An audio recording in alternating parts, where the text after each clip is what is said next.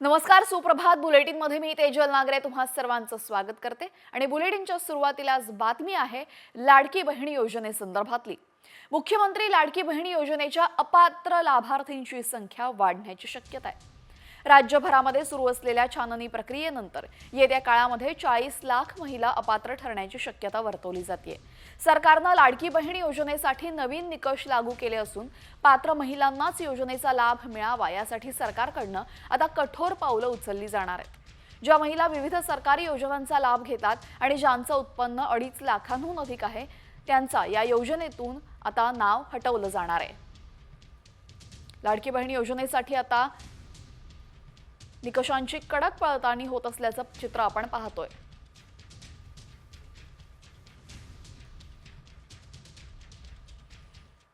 आता महत्त्वाच्या राजकीय घडामोडी पाहूयात वेगवान स्वरूपात न्यूज पॉइंट 20च्या माध्यमातून। 25 फेब्रुवारीला मस्साजोग वासी आणि देशमुख कुटुंबियांनी अन्नत्याग आंदोलनाची घोषणा केली। याच पार्श्वभूमीवर देशमुख कुटुंबाने अन्नत्याग आंदोलन करू नये असं आवाहन मनोज जरांगेंनी केलेलं आहे। तर अन्नत्याग आंदोलनावर मस्साजोगचे ग्रामस्थ आणि देशमुख कुटुंब ठाम असल्याचं समजतंय।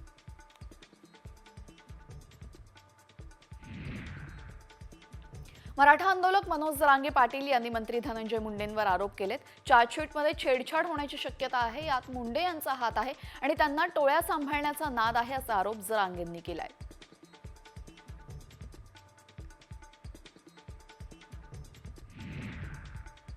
मनोज जरांगे पाटील यांनी बीड जिल्ह्यातील मस्साजोगमध्ये जाऊन संतोष देशमुख कुटुंबियांची भेट घेतली। संतोष देशमुख हत्या प्रकरणामध्ये आरोपी कृष्णा आंधळे अद्याप फरार आहे, त्याला लवकरात लवकर अटक करण्यात यावी अशी मागणी त्यांनी केलेली आहे।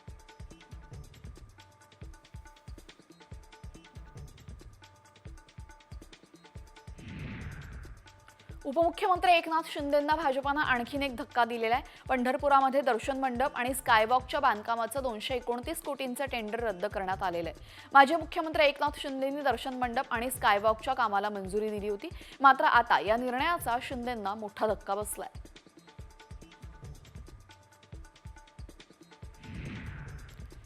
पंढरपुरात विठ्ठल दर्शनासाठी बांधण्यात येणाऱ्या दर्शन मंडपाची निविदा प्रक्रिया रद्द झाल्यानंतर वारकरी संप्रदायाने आंदोलनाचा इशारा दिलाय।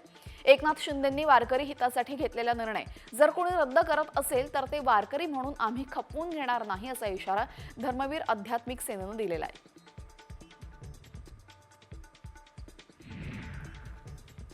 एसटी प्रवासामध्ये महिला आणि ज्येष्ठ नागरिकांना मिळणाऱ्या सवलती रद्द होणार नसल्याचं स्पष्टीकरण उपमुख्यमंत्री एकनाथ शिंदेंनी दिलेलं आहे। प्रवाशांना दिलेलं वचन आम्ही पाळणार असंही त्यांनी म्हटले। परिवहन मंत्री प्रताप सरनाईक यांनी सवलतीच्या योजनांमुळे एसटी तोट्यामध्ये येत असल्याचं विधान केलं होतं।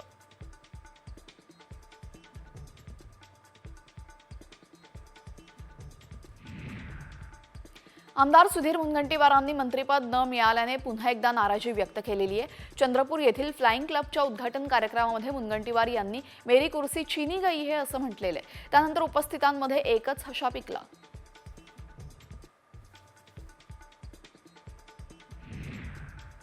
मुंबई पालिकेच्या रुग्णालयांमध्ये वाढणाऱ्या रुग्णांबाबत राज ठाकरेंनी मोठी भूमिका मांडलेली आहे। पालिकेच्या रुग्णालयामध्ये परराज्यातून येणाऱ्या रुग्णांसाठी वेगळं शुल्क लावता येईल का याबाबत विचार व्हायला हवा असं राज ठाकरेंनी म्हटलेलं आहे। राज ठाकरेंनी आयुक्तांसोबत मनपा रुग्णालयाबाबत ही चर्चा केलेली आहे।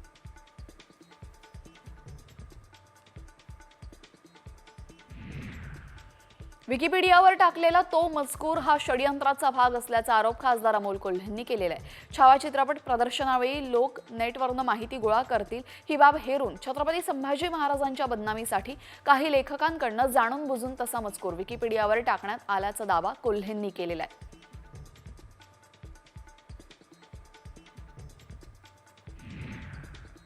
पिंपरी चिंचवड महापालिकेच्या अर्थसंकल्पामध्ये भोसरीला झुकतं माप देण्यात आलेलं आहे। यासाठी भाजपाच्या 4ही आमदारांना आयुक्तांवर दबाव आणल्याचा आरोप होतोय। मात्र शहराच्या विकासाची गरज पाहून निधींची तरतूद केल्याचं स्पष्टीकरण आयुक्त शिखर सिंह यांनी दिलेलं आहे।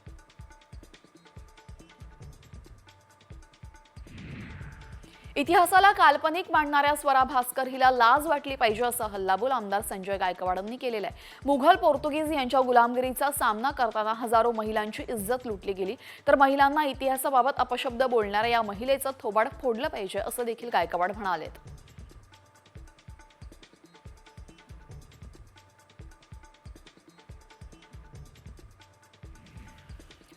कोस्टल रोड प्रकरणावरून लक्ष घालणार असून महापालिकेला याबाबत विचारणार असल्याची माहिती उपमुख्यमंत्री एकनाथ शिंदेंनी दिलेली आहे। तसेच कोस्टल रोडबाबत पालिकेला चौकशीचे आदेश देणार असल्याचं शिंदे म्हणाले।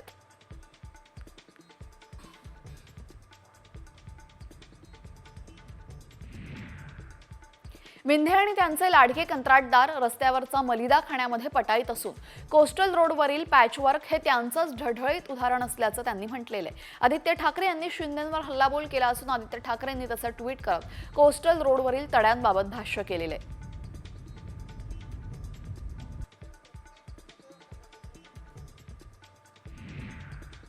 कोस्टल रोड संदर्भात चंद्रशेखर बावनकुळेंना विचारलं असता याबाबत मला माहिती नाही अशी प्रतिक्रिया त्यांनी दिलेली आहे। याबाबत टेक्निकल बाबी तपासल्या जातील, सोबतच समुद्राच्या काठावर हा रोड असल्यानं त्याबद्दल सर्व बाबी तपासल्या जातील असं उत्तर बावनकुळेंनी दिलेलं आहे।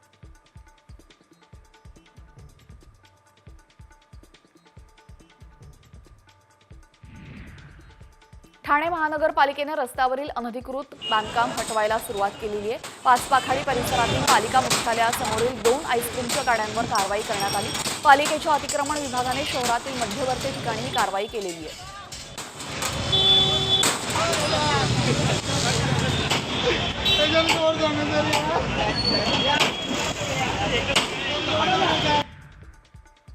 कुर्ल्यामध्ये निर्माणाधीन दुमजली घर कोसळलेलं आहे। या घटनेमध्ये 12 वर्षीय मुलगी गंभीर जखमी झाली।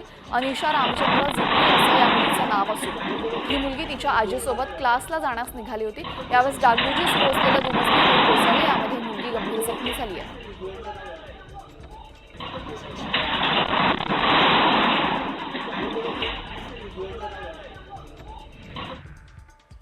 झिशान अख्तरचा एक कथित व्हिडिओ समोर आलेला आहे। झिशान अख्तर हा माजी मंत्री बाबा सिद्दीकी यांच्या हत्येतील मुख्य आरोपी आहे।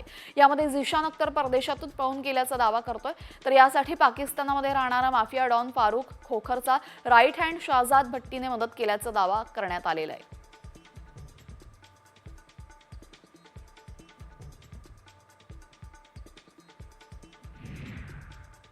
खारघर रेल्वे स्टेशन परिसरामध्ये रिक्षा चालकांची पुन्हा एकदा मुजोरी समोर आलेली आहे। एनएमएमटी बस चालकासोबत रिक्षा चालकानं मारहाण केलेली आहे। बस समोर उभी असलेली रिक्षा बस चालकाने बाजूला घेण्यास सांगितल्याने रिक्षा चालकाने बस चालकास शिवीगाळ करत मारहाण केली।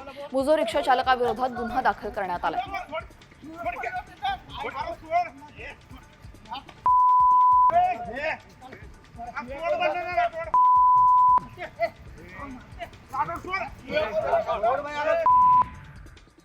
अमरावतीमध्ये पत्ता विचारत एका व्यावसायिकाच्या डोळ्यांमध्ये मिरचीपूड फेकण्यात आलेली आहे। महाराजा फर्निचर संचालक प्रवीण करवा यांच्या डोळ्यामध्ये मिरचीपूड टाकून लुटण्याचा प्लॅन करण्यात आला होता। दरम्यान राजापेठ पोलीस स्टेशनमध्ये आरोपीविरुद्ध गुन्हा दाखल करण्यात आलाय।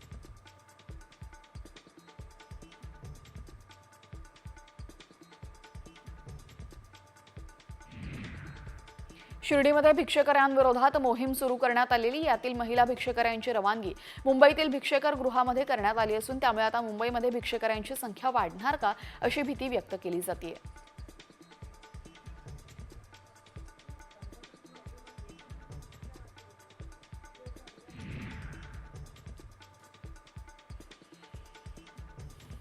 पुण्यातील मारवाल बाउंटी सोसायटीतील रहिवाशांना मोठा दिलासा मिळालेला आहे। महानगरपालिकेचे अधिकारी दाखल झाल्यानंतर रिंकू भारद्वाजने 350 मांजरींना स्थलांतरित केलंय।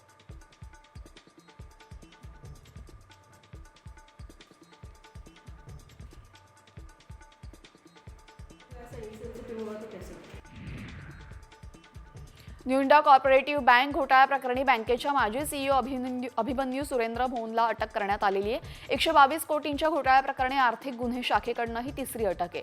याआधी बँकेचे जनरल मॅनेजर हितेश मेहता आणि बांधकाम व्यावसायिक धर्मेश पॉसना यांना अटक झालेली आहे।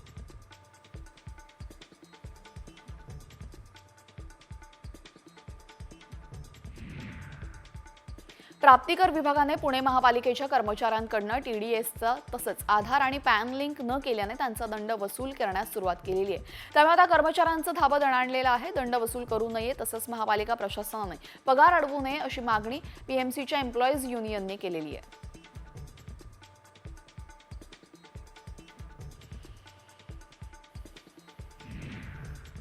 शिरूरमध्ये सोमेश्वर मंदिराचा कलशरोहण उत्साहामध्ये संपन्न झाला। या कार्यक्रमासाठी जिल्हाभरातून मोठ्या प्रमाणामध्ये शिवभक्तांची उपस्थिती होती। कलशाचे मिरवणूक काढून नंदकिशोरी महाराजांच्या उपस्थितीमध्ये कलशरोहण बसवण्यात आलं।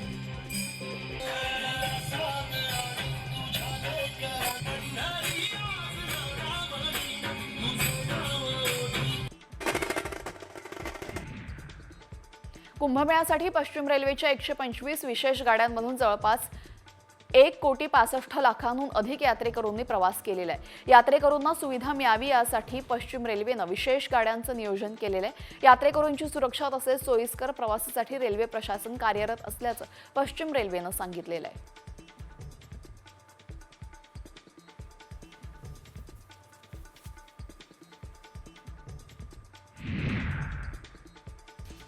सोलापूर विभागातील प्रत्येक आगाराला लवकरच नव्या बस उपलब्ध करून दिल्या जाणार आहेत। सध्या बार्शी आगारामध्ये 10 नव्या बसेस मिळाल्या असून उर्वरित 8 आगारांना देखील नवीन बस देण्यात येणार आहेत, अशी ग्वाही परिवहन मंत्री प्रताप सरनाईक यांनी दिलेली आहे।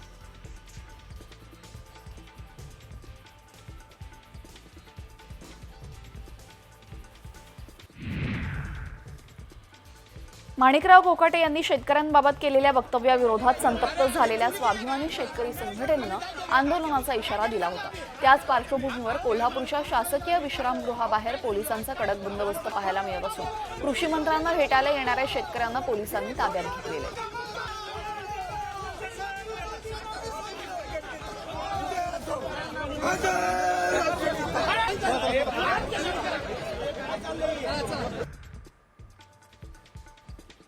सावित्रीबाई फुले पुणे विद्यापीठाच्या जेवणामध्ये किडे सापडलेत। त्यावर आक्रमक झालेल्या अखिल भारतीय विद्यार्थी परिषदेच्या कार्यकर्त्यांनी मेस चालकास जाब विचारून मेस बंद केलेली आहे। विद्यार्थ्यांकडून वारंवार तक्रार करूनही कारवाई करण्यास टाळाटाळ होत असल्याचा आरोप विद्यार्थ्यांकडून करण्यात आलेला आहे।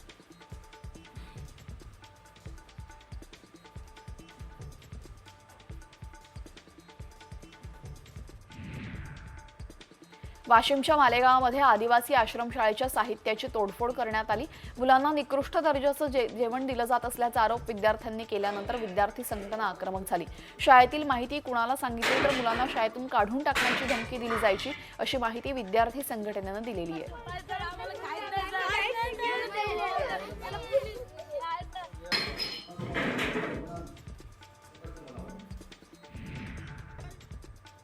अकोल्यामध्ये एका घरामध्ये अचानक 35 रानडुकरांचा कळप शिरल्याने घरच्यांची चांगलीच पळापळ झाली। अकोल्यातील पातूर तालुक्यामध्ये पिंपळखुटा गावामध्ये घटना घडलेली आहे। रानडुकरांच्या हल्ल्यामध्ये एक मुलगा जखमी झालाय। दरम्यान रानडुकरांना घरात बंद करण्यात आलं असून वन विभागाचे कर्मचारी घटनास्थळी पोहोचले।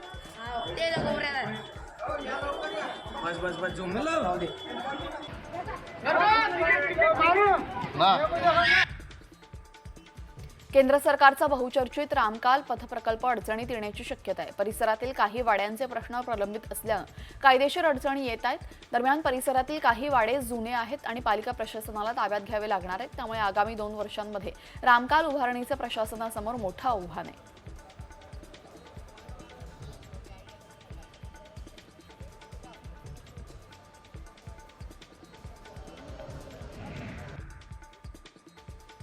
बुलढाणा जिल्ह्यातील चिखली विधानसभा मतदारसंघाच्या भाजपाच्या आमदार श्वेता महाले यांना धमकीचं पत्र मिळालंय। तुला जीवे मारून टाकू, तुझे तुकडे तुकडे करून टाकू, असा उल्लेख या पत्रामध्ये करण्यात आला असून आरोपीला तात्काळ पकडून कारवाईची मागणी भाजपा कार्यकर्त्यांनी केलेली आहे।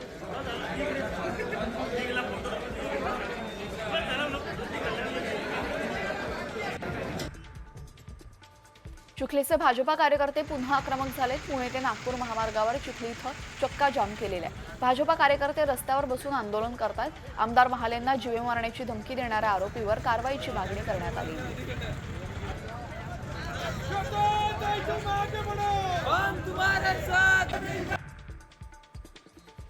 मुंबईमध्ये बांगलादेशींविरुद्ध पोलिसांनी मोठी कारवाई केलेली आहे। एकाच वेळी मुंबईतून 27 बांगलादेशींना अटक करण्यात आली आहे। मुंबईतल्या विविध भागातून आतापर्यंत 353 बांगलादेशींना अटक झालेली आहे।